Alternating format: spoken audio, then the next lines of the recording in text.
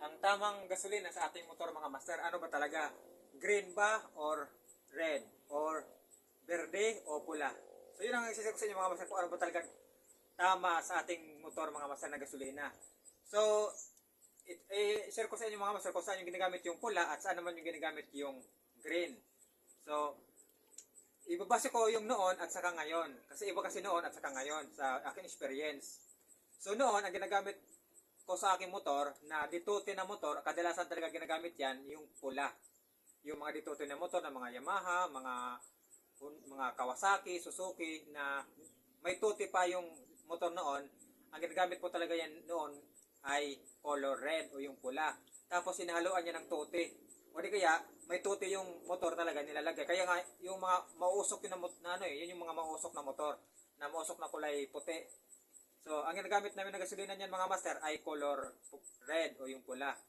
Kasi sabi kasi noon sa mga nakakaalam, mas malamig daw kasi 'yon, hindi daw kasi masyadong mainit. Tapos may halo na siya ng tute para siyempre medyo maano sa loob ng makina, hindi siya magaspang, parang ganon.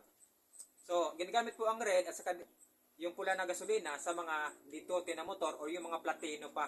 Yung iba naman CDI na pero kadalasan platino yung mga motor noon na ditote.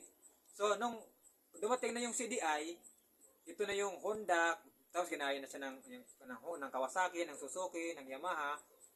Yun na yung color green ng ginamit o unleaded. Sa gaya ngayon, ito mga Suzuki, mga sa Rider, sa Sniper, sa Fury, yung wala ng tote, ang recommend talaga yung mga master ay yung color green. Kasi yung green kasi sabi nga, yung pula ay malamig. Yung green kasi ay mainit. So ang mga motor kasi na wala ng tote mga master ay mas maganda daw kasi sa kanilang performance kapag mainit yung gasolina. So, yung color green, kasi mas mainit daw kasi yon at mas maganda sa performance sa ating motor kasi wala ng tote. Hindi na sa ditote mga master.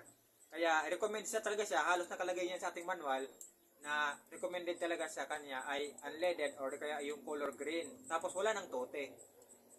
Kasi yung ditote kasi yung mga old model pa kasi yun ng mga motor eh. So nga ditote naman na old model yung motor, ang recommend naman noon ay yung mga color red na gasolina.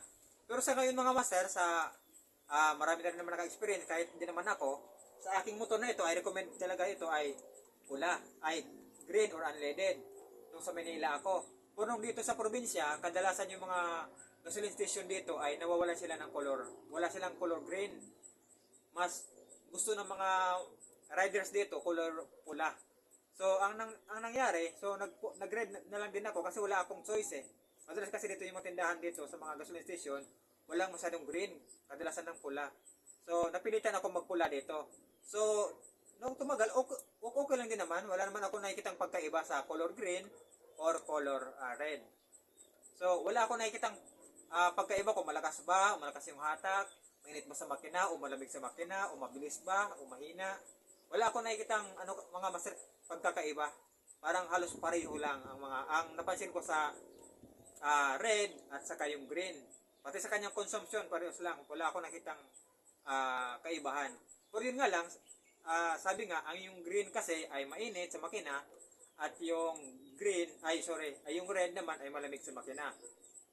At sa ating mga motor ngayon na CDI, na mga latest model ay kailangan siya ng mainit na makina at para mas magandang performance ay color green yung kanyang recommended or yung kanyang gasolina ay unleaded mga master. Pero kung gagamit kayo ng pula or anuman para sa akin, parang pareho lang eh. Kasi yung nga, nasubukan ko, parang pareho lang naman. Wala naman ako nakikitang pagkakaiba. So sa tingin nyo mga master, kayo ba, meron ba kayo napansing pagkakaiba, no? Pero yun nga, ako, hindi talaga ako gumagamit ng pula nung sa Maynila ako. Kasi, recommend kasi talaga sa atin ay unleaded or yung color green. So dito kasi nung dito nga ako sa probinsya, wala ako may ibang gasoline station dito na wala silang green, kaya pula lang yung ginagamit ko. Kaya, so napipilitan ako, pero yun nga, wala naman ako nakikitang pagkakaiba, halos same lang naman sila. So nasa inyo na yan, kung red ang inyong gagamitin or green. So kung sa tingin nyo mas maganda sa inyo yung green, di mag-green kayo. Kung sa tingin nyo naman mas maganda yung inyong red, di mag-red kayo.